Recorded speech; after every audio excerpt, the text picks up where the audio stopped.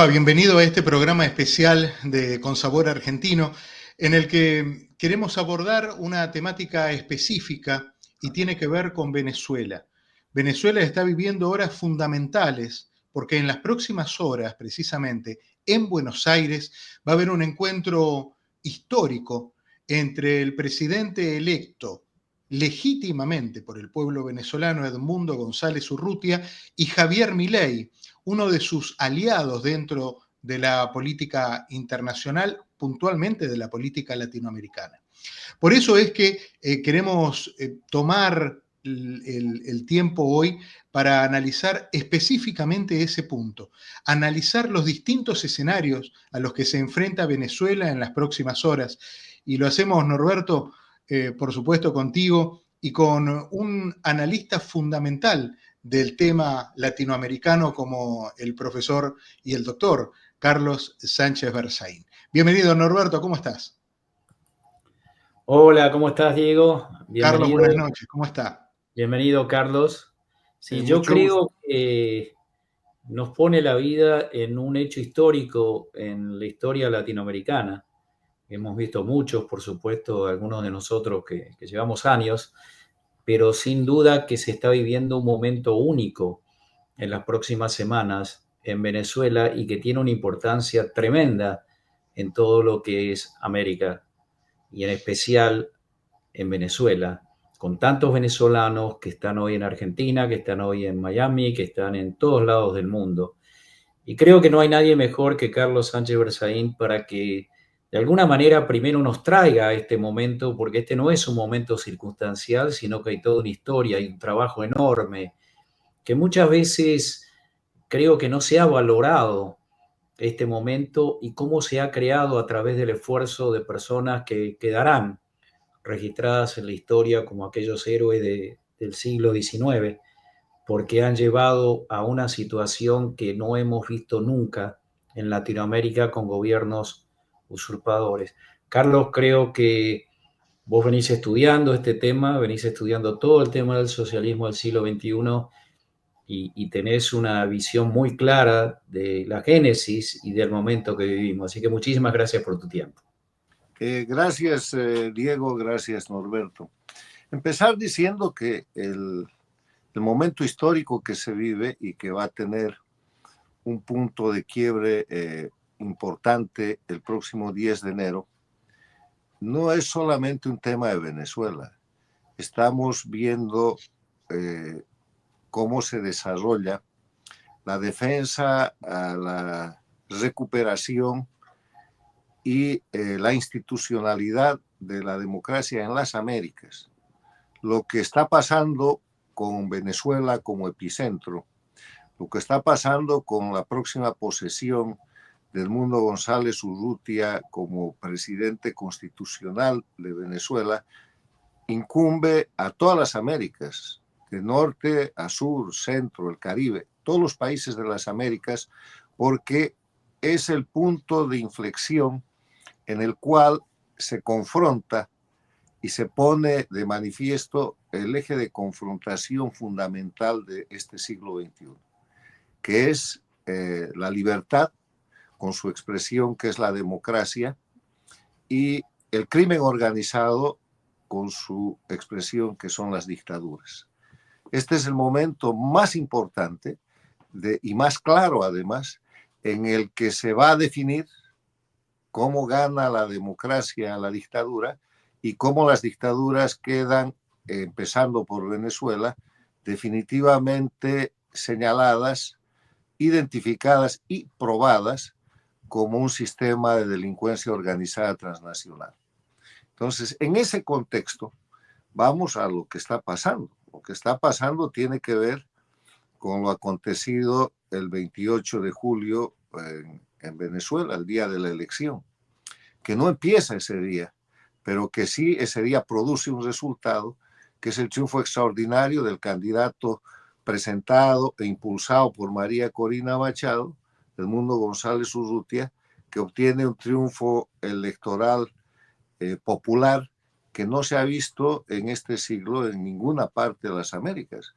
supera el 67% de votación en primera vuelta y más que duplica al otro oponente, que es el dictador en ejercicio de Venezuela.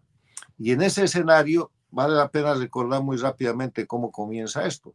Venezuela es una dictadura de las dictaduras del socialismo del siglo XXI, que empieza ese proceso cuando Hugo Chávez toma el poder. Cuando Hugo Chávez toma el poder en el año 1999, de inmediato acude al auxilio de la única dictadura que había en ese momento, que agonizaba en su periodo especial, Cuba. Se forma un entronque, una alianza, que es más bien una troika. Chávez con el dinero, el petróleo venezolano, el socio capitalista, Cuba, el saber hacer criminal, decenas de años de dictadura, ahora han cumplido 66, y Lula da Silva del Brasil, que había sostenido durante toda la década del 90 la dictadura cubana con el Foro de Sao Paulo. El siglo XXI nace así y vemos cómo muy rápidamente ese grupo empieza a tomar posiciones de poder. Lula llega a la presidencia del Brasil, rápidamente Chávez cambia la constitución y transforma a Venezuela en la República Bolivariana de Venezuela, instituyendo la dictadura. La dictadura cubana se recupera y se empieza a expandir. Se producen una serie de caídas de gobiernos democráticos en la región. El siglo empieza con la caída de Mahuad en el Ecuador, sigue con la caída del presidente argentino, prosigue con la caída del presidente boliviano, sigue con la caída de otro presidente ecuatoriano, derrocan al secretario general de la OEA. Larga historia, va a llegar a un momento en el que el sistema dictatorial que se denomina socialismo del siglo XXI y que yo lo llamo castrochavismo, controla la América Latina, que tiene su mejor momento cuando en la reunión de la Organización de Estados Americanos en Panamá, el presidente de Estados Unidos, Obama, establece relación directa con el dictador Castro de Cuba, reconociendo el liderazgo de Latinoamérica a la dictadura cubana. Después de eso se abren relaciones entre Cuba y Estados Unidos. Raúl Castro queda como el líder de la región porque para ese momento había muerto, muy convenientemente para Cuba, había muerto Hugo Chávez, y tenemos un hemisferio, tenemos a las Américas divididas entre países con democracia y países con dictadura. Las dictaduras para el año 2015 eran 5, Cuba la dictadura jefe, Venezuela la plataforma principal, Bolivia desde el 2006, Nicaragua desde el 2007 y los 10 años de Correa. El Ecuador ha recuperado su democracia con el presidente Lenín Moreno. Quedan 4 dictaduras, Cuba, Venezuela, Bolivia y Nicaragua, que son dictaduras electoralistas, que quiere decir países en los cuales se simulan procesos electorales para que a través de mecanismos absolutamente controlados los dictadores se puedan revestir de un baño de legitimidad o de legalidad. Además de esos 4 gobiernos dictatoriales, las Américas tienen gobiernos paradictatoriales. Este es un concepto que yo he aportado al estudio de la ciencia política. Gobierno paradictatorial es un gobierno elegido en democracia, pero que cuando toma el poder pone toda su política exterior y política interna al servicio y sostenimiento de las dictaduras. Y lo hace porque les debe el haber llegado al gobierno a esas dictaduras. Y son en el Brasil Lula, en Colombia Petro, en México ahora Sheinbaum, ahora antes López Obrador. Y está ahí Chile con Boric, pero que en el caso venezolano se ha desmarcado. Ese es el contexto general al que hay que agregar el triunfo electoral de del presidente Trump 47, que llega a la presidencia 10 días después de lo que es la posesión del presidente de Venezuela.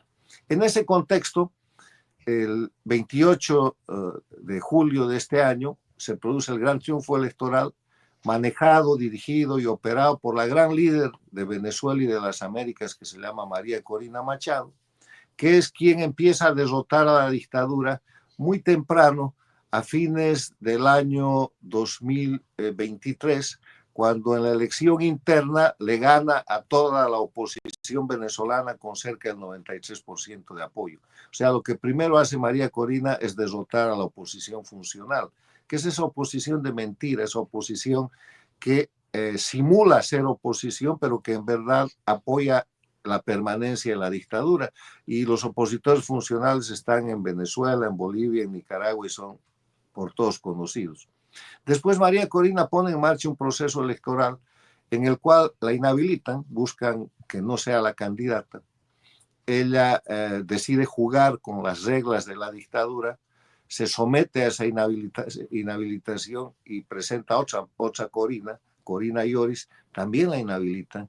Y cuando se está cerrando el momento de la inscripción de candidatos, saca de la lista de candidatos que había ya aceptado la dictadura a Edmundo González Urrutia. Y Edmundo González Urrutia se vuelve el candidato del equipo de María Corina, el candidato de María Corina, y llevan adelante un proceso electoral extraordinario.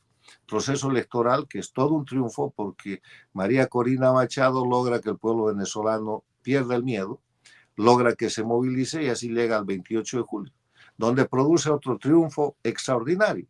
Hace que gane Edmundo González Urrutia con más de 2-1, con cerca de 2/3 del apoyo popular. Pero además, como en ese momento la apuesta de la dictadura era evitar la votación masiva y además falsificar el resultado, María Corina vuelve a presentar otro triunfo que es el control electoral. Cuando el dictador Maduro presenta la falsificación de un resultado, a las pocas horas María Corina Machado, Edmundo González Urrutia y su equipo presentan pruebas concretas de cada una de las planillas de cada mesa de votación para mostrar que el ganador era Edmundo González Urrutia, y de esa manera, con un sistema de control electoral de 600.000 venezolanos movilizados, más o menos el día de la elección en todo el territorio de Venezuela, le infringe otra derrota a la dictadura. Y una vez que eso ha sucedido, entonces viene un momento muy tenso entre el 28 y 29 de julio, que se va a desarrollar hasta el 10 de enero, porque esa es la agenda electoral de la dictadura. Pudo ser antes, pero la agenda electoral dice que la posesión del presidente de Venezuela es el 10 de enero. Y este tiempo que se está terminando, quedan poquísimos días, queda una semana, menos de una semana. Está marcado primero por el uso del crimen por parte de Maduro, falsifica, manipula sus autoridades judiciales, las autoridades electorales, y después se vuelca a la violencia, a la represión, al terrorismo de Estado. Y como siente que flaquean las fuerzas internas de represión, hace que la intervención sobre Venezuela se vuelva muy concreta, con tropas cubanas, las avispas negras, con tropas Wagner, con tropas de la dictadura boliviana y la dictadura de Nicaragua, porque el 28 de julio en la elección se produce un hecho muy, muy importante. En los cuarteles y en los centros policiales donde votan los hombres y mujeres de armas de Venezuela, pierde el dictador Maduro, y con un porcentaje que también supera el 60% y que en algunos casos llega casi al 80%, de los militares y los policías le dicen a Maduro que están votando por Edmundo González Urrutia. Y eso genera un nivel de inseguridad que hace que la dictadura, dirigida por la dictadura jefe de Cuba, aplique una represión de terrorismo de Estado, que es la comisión de crímenes desde el gobierno para producir miedo en la población, de manera que con ese miedo se logren conductas de sometimiento que de otra forma no serían posibles. Y de esa manera vemos cerca de 2.000 presos políticos, mujeres, periodistas, menores de edad, vemos muertos y vemos una serie de hechos que corresponden simplemente al crimen organizado. Mientras que en el ámbito internacional se lleva adelante una disputa que ha perdido también Maduro, porque todos los países democráticos del mundo prácticamente han reconocido a Edmundo González Urrutia como el presidente electo de Venezuela y están esperando su juramentación el próximo 10 de enero. Mientras que Maduro lo que ha hecho es reducirse al apoyo de las dictaduras de Cuba, de Bolivia, de Nicaragua, de Rusia, de Irán, de Corea del Norte, o sea, las dictaduras más vergonzantes del mundo, se conocen el gobierno de Maduro, y hay un papel muy triste de 3 gobiernos paradictatoriales, Brasil con Lula, Colombia con Petro y México con Sheinbaum, que están apoyando a Maduro, tratando de simular que no lo hacen, pero que van a tener que cesar en esa actitud en el marco de lo que es el contexto de las Américas. Entonces, así llegamos a hoy día, en que se anuncia la llegada del presidente electo de Venezuela, que se traslada de España a la Argentina, a Buenos Aires, y que será mañana recibido por el presidente Milei. Hoy día su equipo ya ha sido recibido por la ministra de Seguridad, Patricia Bullrich. ¿Y esto qué quiere decir políticamente? Aquí está el tema. Quiere decir primero que en la juramentación del Mundo González Urrutia, que sí o sí va a suceder el 10 de enero, hay 2 variables.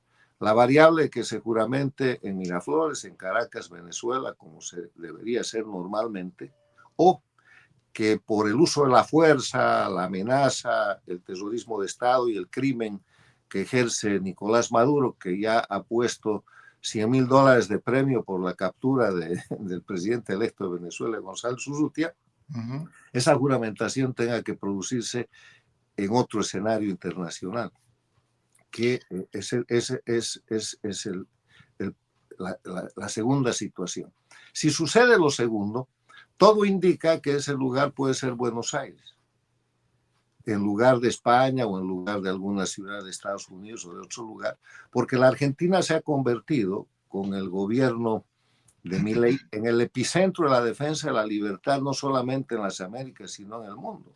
Y con el éxito que está teniendo ese gobierno, la reunión de mañana va a ser fundamental, porque, yo insisto, hay que tratar de que el Mundo González Urrutia se juramente en Caracas, pero si no se puede, tiene que jurar igual, porque el 10 de enero lo que pasa es que se termina la dictadura. Hay un presidente constitucional de Venezuela que, bajo todas las reglas y fechas y cronogramas fijados por la dictadura, toma juramento, y ya sea en Caracas o sea en Buenos Aires o en cualquier otro lugar del mundo, el Mundo González Urrutia es el presidente de Venezuela y debe empezar a gobernar con su vicepresidenta, que él ya ha anunciado que va a designar a María Corina Machado. Carlos, Venezuela ya tuvo en algún momento una presidencia desde el exilio, de alguna manera. Un gobierno que, con una estructura consular en distintos países, también fue reconocido. La situación es distinta. Acá estamos hablando de un presidente elegido por el pueblo, no por una asamblea que ubicó a un presidente como en el caso anterior. Pero en términos reales, a la presidencia o al ejecutivo desde el exilio, se le complicó mucho la posibilidad de gobernar, de decidir, pese a que tenía un reconocimiento internacional. ¿Por qué en este caso debería ser diferente? Bueno, porque es totalmente diferente, Diego. Primero, Guaidó no estaba en el exilio, estaba en Venezuela. O sea, ahí había una situación de una especie de entendimiento muy raro entre Maduro y Guaidó, porque Maduro nunca mandó a detener a Guaidó ni nunca le puso un premio de $100,000 por su cabeza, ni correteó a nadie como lo está haciendo con María Corina Machado, que ahora está en la clandestinidad. Primera diferencia. Pero la diferencia más importante es la que has señalado, y es que el Mundo González Urrutia y María Corina Machado han ganado una elección. Y ha ganado una elección como nadie la ha ganado en los países democráticos de las Américas. La votación, el resultado masivo es extraordinario. Y la otra diferencia es que el gobierno que se juramenta, el presidente que jura el 10 de enero, el Mundo González Urrutia, donde jure, es el presidente constitucional de Venezuela. Eso quiere decir el acabose de cualquier tipo de poder que pueda pretender ejercer Nicolás Maduro. Eso es el certificado de que hay un grupo criminal, si es que el Mundo González Urrutia no jura en Venezuela. Hay un grupo criminal a partir del 10 de enero usurpando el territorio venezolano en una acción de ocupación absolutamente violatoria de normas internas y de normas de derecho internacional que generan la necesidad de una normalización muy rápida. Y en ese sentido, el consejo y que seguramente lo que va a hacer el gobierno de González Urrutia y María Corina Machado, es gobernar. Y se gobierna en diferentes esferas. Supongamos que no es un gobierno en el exilio, es un gobierno constitucional forzado a permanecer fuera del territorio, porque decir en el exilio es reconocerle capacidad legal al usurpador. Es como si ocuparan tu casa y tú tienes que ir al hotel del frente o a la casa de un amigo para llamar a la policía y lograr con autoridades de algún tipo recuperar tu casa, pero el título de propiedad es tuyo, las cosas que están en tu casa son tuyas, eres el propietario. O sea, esta es una situación en la que no se puede hablar de gobierno en el exilio, sino del gobierno constitucional forzado por la usurpación criminal, porque aquí ya la palabra inclusive dictadura desaparece, porque esto es puro crimen organizado transnacional, forzado a permanecer en el exterior. Y desde el exterior, ¿qué va a hacer González Urrutia y María Corina Machado? ¿Qué van a hacer? Gobernar. Se gobierna en el plano interno y se gobierna en el plano internacional. Vamos primero al plano internacional. Solamente tiene que designar los representantes del gobierno de Venezuela en las Naciones Unidas, en la OEA, en Estados Unidos, en la propia Argentina, en todos los países del mundo. Y se acabó el aparato que hoy día está manipulando la dictadura de Maduro. Quedará en Rusia, quedará en China, quedará de repente en China, quedará en Irán, con el riesgo de que esos países no tengan el reconocimiento del gobierno constitucional. Es muy peligroso para esos países no aceptar los embajadores de González Urrutia y María Corina Machado. El otro tema en el gobierno interno, en lo interno, se gobierna en el ámbito de la seguridad, se gobierna en el ámbito de la economía, se gobierna en el ámbito social, entre otros. En el ámbito de la seguridad, lo primero que tiene que hacer el presidente González Urrutia es ordenar al alto mando militar proceder a la detención de Maduro y de sus secuaces. Y si no cumplen, los destituye y nombra otro mando militar. Hay una lista jerárquica de militares que es de dominio público y político. Habrá algún general, algún coronel o alguna coronela a quien González Urrutia pueda nombrar en lugar del comandante actual de las fuerzas militares para que ejerza el mando. Y ahí se va a producir un quiebre. Va a nombrar antes que eso su gabinete, y en el gabinete va a haber un ministro de la defensa que no va a ser Padrino López, va a haber un ministro del interior que no va a ser Diosdado Cabello, y las instituciones que no quieran quedar y las personas que no quieran quedar en el ámbito de lo criminal y responder por eso en el corto plazo van a tener que someterse al gobierno constitucional. Es una cosa muy fuerte y es una cosa muy importante. Ahora, vamos a suponer que no le hacen caso, que Maduro sigue con el control, que la usurpación toma fuerza. Entonces, hay que recordar que el presidente de Venezuela, entre otras, tiene 4 potestades. Es el jefe de Estado, es el jefe de gobierno, es el comandante en jefe, es el jefe militar supremo de las Fuerzas Armadas y es el jefe de la diplomacia de Venezuela. Utilizando la potestad de ser el jefe militar supremo, él puede pedir a la comunidad internacional la formación de una fuerza de tarea multinacional, ya sea en el marco del TIAR o sea inclusive por convocatoria propia, porque él es el gobernante de Venezuela, para que bajo su mando se cree la presión o la acción necesaria para recuperar el territorio usurpado. Y yo les aseguro que en el momento en que eso se empiece a configurar, Maduro se queda sin nadie que los respalde en Venezuela, porque la gente ya se está yendo.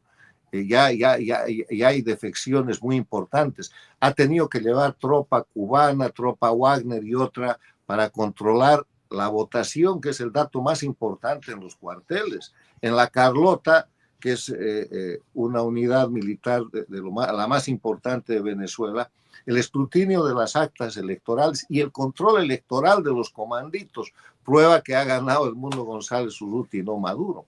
Entonces, estamos frente a un momento extraordinario y mi previsión es que ojalá sucedan cosas en esta semana o poco menos de la semana que queda para que Edmundo González Urrutia pueda jurar en Venezuela, y si no sucede, eventualmente lo estoy viendo jurando en Buenos Aires y armando ahí su gobierno con todo el soporte de uno de los gobiernos democráticos más importantes que está liderando la región y que está liderando incluso las corrientes mundiales en materia de libertad y democracia. Carlos, uno estaba pensando mientras vos comentabas sobre el efecto internacional, uno de los temas, uno de los canales de oxígeno que estaba buscando Maduro era la entrada en los BRICS. Obviamente, con una designación a partir de la asunción de Urrutia, no tiene ninguna chance Venezuela de ser admitida en los BRICS. O sea, se le corta también toda la relación internacional con los organismos multilaterales donde podría de alguna manera buscar algún tipo de financiamiento. O sea, ese es un paso importante, ¿no? No, los BRICS no valen nada y valen menos con la llegada de Trump al poder. Acaba de salir la noticia de que, dada por el dictador de Bolivia, de que Bolivia ha de ser admitida como miembro de pleno derecho de los BRICS. Los BRICS son un intento de cuestionar el dólar. Y en la política exterior de Trump, y además lo ha dicho con toda claridad, el dólar va a ser fortalecido. Y entonces ahí vamos a ver, por ejemplo, qué pasa con los 3 gobiernos paradictatoriales de la región. Brasil, Colombia y México tienen tratados de libre comercio con Estados Unidos, algunos de alcance general, como México y Colombia, y otros de alcance particular, como el Brasil. Estos 3 países, Brasil, Colombia y México, que hoy día están tratando de sujetar al dictador Maduro, tienen como su principal mercado a Estados Unidos. Y otra cosa más, no pueden sobrevivir si no es en la interrelación, no vamos a decir dependencia, económica con Estados Unidos. Y si hay algo que el señor Trump sabe hacer, es apretar las válvulas económicas. Ya lo ha hecho inclusive antes de llegar a la presidencia en la relación con México y Canadá. Entonces vamos a ver muy rápidamente entrar en razón a los gobiernos de Brasil, México y Colombia en esta materia. Y el BRICS ahí pierde cualquier consistencia que pudo haber tenido, porque además no tiene solidez económica. Podemos hacer nosotros la asociación de lo que quieras, pero si no hay caja no funciona. Otra pregunta. Ha sido extraño que en este proceso y en esta exageración comunicacional que puede tener Maduro, que no se haya notado mucha actividad dentro de Venezuela, lo cual me indica que no ha logrado marchas, no ha hecho, o sea que realmente el pueblo de Venezuela está alerta, aunque no se note desde afuera o no se perciba en los medios y demás, pero algo está sucediendo, ¿no? Maduro está en un deterioro franco. Primero, porque la única manera como se sostiene en el poder es con terrorismo de Estado y con intervención externa. Hace una semana, cerca de 10 días, en la mayor señal de desconfianza de su propio cuerpo de seguridad, ha creado unas milicias para que le den seguridad. Y las milicias son la manera de habilitar personal extranjero. Ahí están los cubanos y los rusos pagados, mercenarios, dándole cobertura, dándole seguridad. Hemos visto cómo han empezado a desaparecer sus voceros.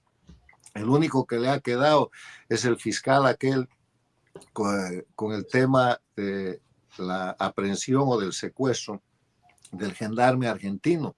Pero Rodríguez ya bajó su tono, el propio Diosdado Cabello no aparece demasiado.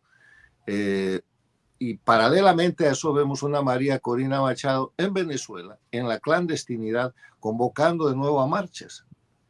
Y vemos una posición muy moderada de la dictadura cubana y un silencio absoluto de las otras 2 dictaduras que son Nicaragua y Bolivia. Ha habido una reunión hace aproximadamente 10 días también, la semana pasada, semana antepasada, que tenía que celebrarse en Cuba y que la han llevado a Venezuela, del grupo famoso económico que también crearon en tiempos de Chávez, con el que regalaban el petróleo venezolano, el Petrocaribe. Ha estado el dictador cubano, ha estado Maduro, ha estado el dictador boliviano y el dictador nicaragüense. Y nadie más.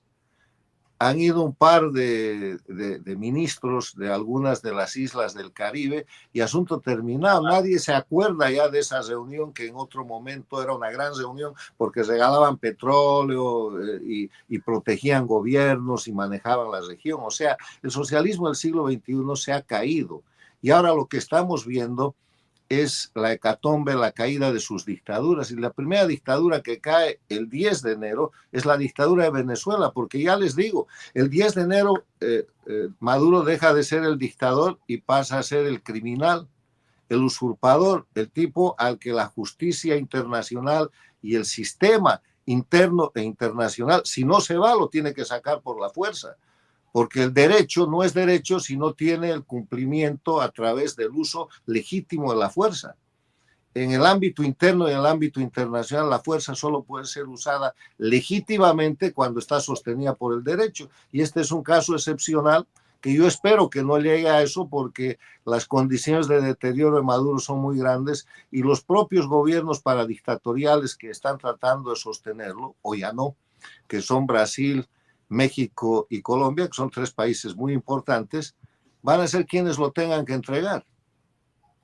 En Brasil está en una crisis económica brutal, similar a la que tuvo en el pasado. Ha devaluado más del 30% de la moneda, así que sus propios problemas. Bueno, pero esto abre un campo de esperanza, así que te agradecemos, Carlos. Yo creo que has sido muy claro en todo esto y... Discúlpame, Norberto, este es un campo de certidumbre. Son cosas que están pasando. Todo lo que te he dicho son hechos.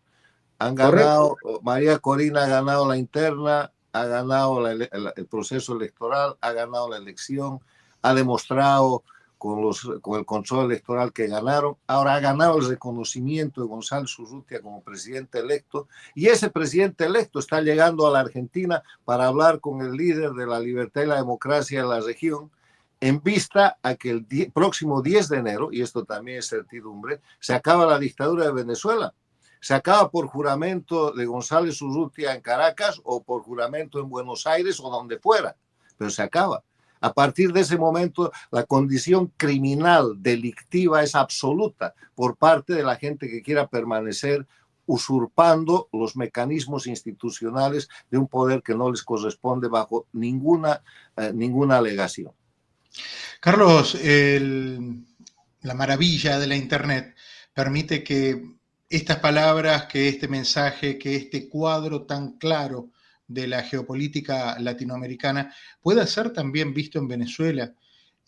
¿Cuál es su palabra, su mensaje para el pueblo venezolano, que finalmente son los que están en el medio de esta situación? Están en la primera línea, están ganando.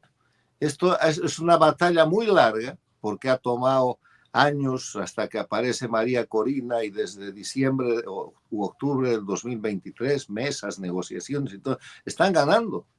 El 10 de enero la dictadura ha terminado.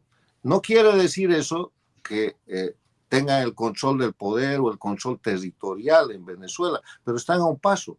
Hay que persistir y hay que resistir. Están ganando. Han ganado todo, esto es una goleada, no ha metido un gol la dictadura, está recibiendo puras derrotas y está en la etapa final de su retiro. O sea que el mensaje para ellos es un mensaje de felicitación. El valiente pueblo venezolano está triunfando contra la dictadura, generando a partir de Venezuela la caída del sistema dictatorial que ocupa todas las Américas en este siglo. No es un dato menor. No. Está produciéndose el quiebre de un control por la vía del crimen organizado, con narcotráfico, narcoestados, migración forzada, trata de personas y todo tipo de crímenes en Venezuela. Y ese es el pueblo al que hay que felicitar. Buenísimo. Norberto, estamos iniciando una serie de programas y de segmentos en los cuales la problemática latinoamericana, que es la nuestra, también la vamos a estar tratando. Así que Gracias, Carlos, por ser el primero, un poco el padrino de este espacio. Y bueno, va a ser un gustazo poder compartir con usted 2 o 3 semanas más adelante, cuando ya haya pasado gran parte de las cosas que estamos esperando que sucedan, para charlarlas y analizarlas de vuelta con usted. Le mando un abrazo. Gracias, Diego. Como el programa se llama Con Sabor Argentino, hay que destacar también el gran papel del gobierno argentino actual. La Argentina ha cambiado en el último año y ha cambiado tanto que hoy día puede ser la plataforma para permitir el quiebre definitivo de la dictadura en Venezuela y en las Américas. Que así sea. La segunda mitad del año, Bolivia será parte del escenario latinoamericano. Ahí ya hablaremos. Gracias, Carlos. Gracias. Muchas gracias. Gracias. Nos vemos pronto. Muchísimas gracias. Encantado. Gracias.